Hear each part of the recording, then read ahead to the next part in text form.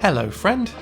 This is a quick video going through all of the changes that were made to the intro sequence of She-Ra and the Princesses of Power throughout the series. I'm going to point out every time things changed and why, so obviously this video will have spoilers up until the end of the series. We'll start by having a quick look through the intro. The first time the intro plays is at the start of the second episode. Around the first half always stays the same. The parts that are going to change start here, with this shot of the villains. Here we can see Kyle, Rogelio, Lonnie and Scorpia.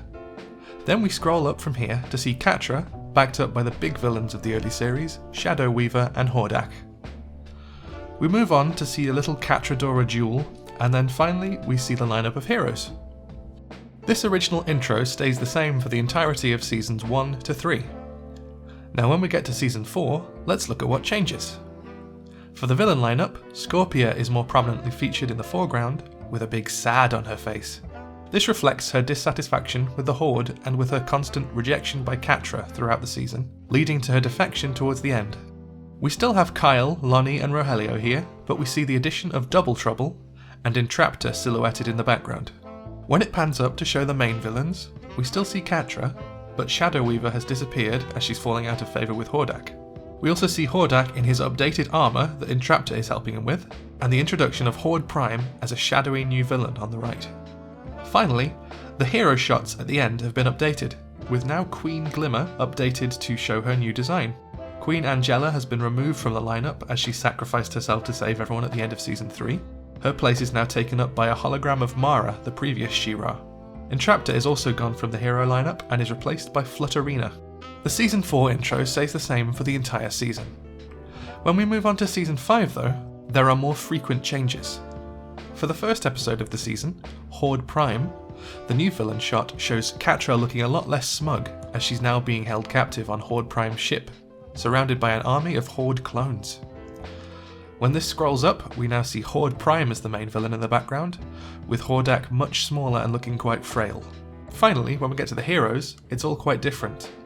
A few characters look the same, but we now have Perfumer sitting cross-legged, Froster is using her powers to make icy Hulk hands, Seahawk is singing a sea shanty, clearly, Mamista has changed her pose, Adora now appears as her normal self instead of She-Ra, since she broke the sword at the end of season 4 and is currently unable to transform. In addition to these changes, we have Entrapta moving back from the villains to the heroes, along with Scorpia, who looks a bit unsure of herself in this setting. Finally, King Micah is added here as he was found on Beast Island with Entrapta at the end of season 4. The next change to happen is in episode 6, Taking Control. In the lineup of heroes, we can see the addition of Wrong Hordak, who was disconnected from the Horde hive mind in the previous episode and is a very good boy.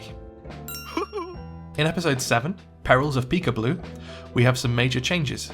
Catra disappears from the villain section, replaced by this green sphere thingy here. I'm not certain what this is meant to be, possibly the heart of Etheria? Correct me if I'm wrong. After that, we see the old Catra-Dora duel, but now they've gotten over their little squabbles, it's more of a loving play fight. She-Ra also appears here in a new design, as Adora has learned to transform without the sword. Catra also now appears here with the heroes. Moving on to episode 8, Shot in the Dark, sadly several of our heroes have been fitted with mind control devices and have joined the Horde hive mind villain lineup. So that's Micah, Spinnerella, Scorpia and Mamista. This also affects the heroes. The previously mentioned heroes are now missing and their partners are feeling some new feelings about it. Look at sad little Perfumer, who's just getting to know Scorpia. The final change happens for the intro of episode 11, Failsafe.